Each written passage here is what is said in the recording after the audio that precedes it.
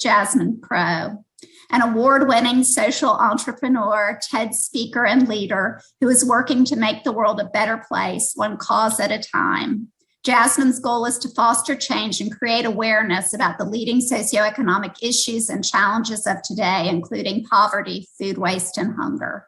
In 2017, after years of feeding people experiencing homelessness from her own kitchen, she launched Goodr, a sustainable waste management company that leverages technology to combat hunger and reduce food waste.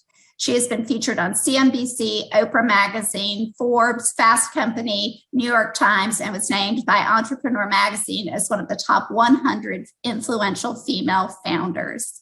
Under her direction, Goodr has redirected nearly 5 million pounds of surplus food from restaurants, event centers, airports, businesses, I can tell you higher education institutions, to millions of people who are food insecure.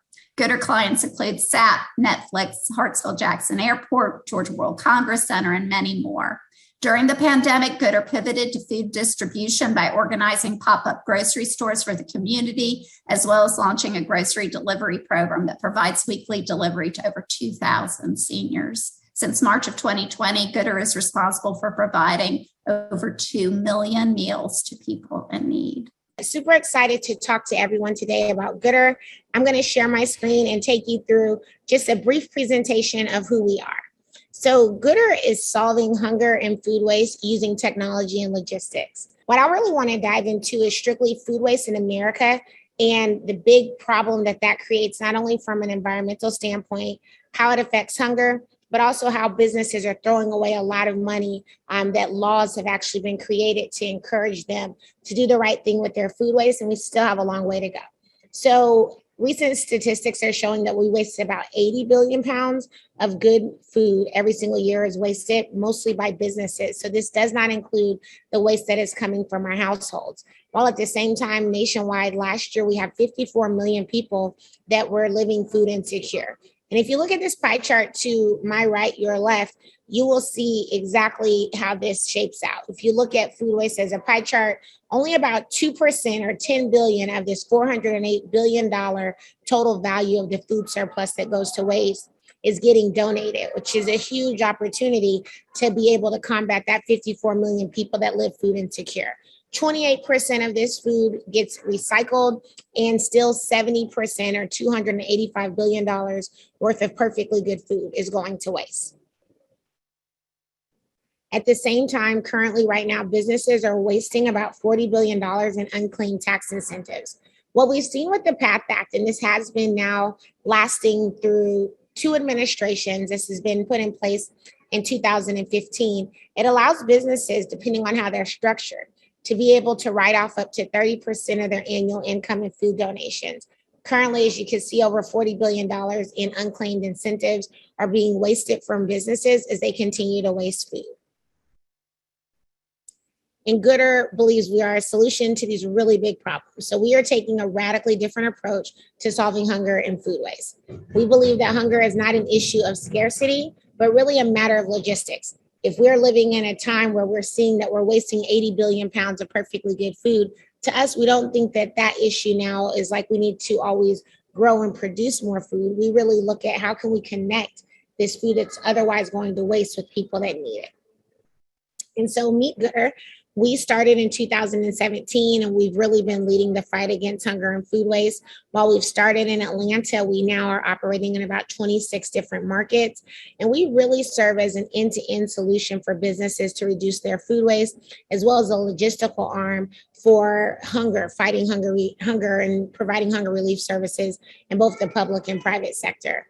Since our inception, we've helped our clients save about $8 million in tax deductions in a combination of our food recovery plus our hunger relief services, the grocery delivery, the pop-up grocery stores, and our freestanding grocery store, which we've just opened our first in College Park, Georgia, and we are opening about 12 others over the next 6 months. We've provided 31 million meals to people. We've also diverted now 7 million pounds of food. I always laugh every time our bios are read. The numbers always go up, and it's a good thing. So they increase on a daily basis and have prevented nearly 10 million pounds of CO2 emissions. And we are, again, using technology to do this. We've built a portal as well as a mobile app. And what our portal does is it really allows for seamless scheduling of pickups and requesting for organic food recycling or food to be donated. It allows our clients to have direct access to our national logistical and nonprofit network. And it also provides them with real-time tracking and analytics. So our customers can see exactly what's going to waste, how often, what's taking place across the spectrum. They're also able to see their financial impact, estimated tax savings for all of their food donations. And then they can compare this data across their various locations. On our mobile app, similar opportunities there. They can request surplus food on demand. They can assign and deploy drivers for pickups. They can also capture proof of delivery, which I think is really great. So as our food is delivered, a nonprofit signs for it like they would a UPS package, and their signature automatically generates a donation letter, plus a lot of that data I spoke about right into our customers' platform, and they can also always track that progress. We have been fortunate, in my opinion, to work with some of the greatest brands in the world through both of our services. And this includes everyone from Atlanta Public Schools, the Atlanta Airport that you'll hear from today, but also sports teams like the Los Angeles Lakers, the Atlanta Hawks, and the NBA as well. Our value proposition is really simple. As we try and get more people to join us in this fight to reduce food waste, we are helping them see that this is a triple win solution. They're reducing waste, thus improving their carbon footprint. We're allowing them to empower their local communities and save money. The big thing that's really unique about Goodr is we are really making a data-driven approach to how we garner impact. So in every single touch point across the globe where Goodr has had any single giving initiative, whether that's food diversion or hunger relief initiatives, via zip code, we're able to track the impact that we're bringing to that community. So you can see in 30318 in Atlanta, in this zip code alone, we have recovered over 165,000 pounds of food, and we've served about 156,000 meals. This value is over $1 million, and the carbon offset is nearly 91,000 pounds. And so this is the data that Goodr tracks across the country. I've put in here a brief case study that just kind of shows a bit about what we do and how we do it. This was captured over 6 months at the Atlanta airport, and also from one concessionaire. And as you guys can see in the pictures, this is the kind of food that we recover. And I'm sure you're agreeing that it looks really good, and it actually is really good. A lot of times the use by dates or certain regulations that maybe airports or other businesses are under do require the actual production of food on a more constant basis, but not that this food is bad. Collectively, this accounted for about 106,000 meals in this time of this case study, 127,000 pounds of food that was diverted, and $400,000 worth of tax savings.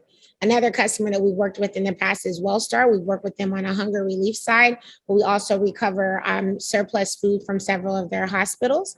And we're, again, tracking the meals that we're providing, households we're serving, economic value, and how many pop-up grocery stores or hospitals that we're recovering from. And a bit about my founder story. As Ciannat said, I started Goodr in 2017. Prior to that, really led a consultancy for over a decade, helping people really start, run, and manage their foundations. And I would say to them, people that are standing in line for a turkey in November are probably hungry in April. And that's what really got me onto this journey of feeding people. Really love the work that I'm doing. We've been featured in a lot of different press outlets, but we think we are still at the beginning of a long journey ahead to disrupt something that is massive. And I'm really excited to share more. Thank you.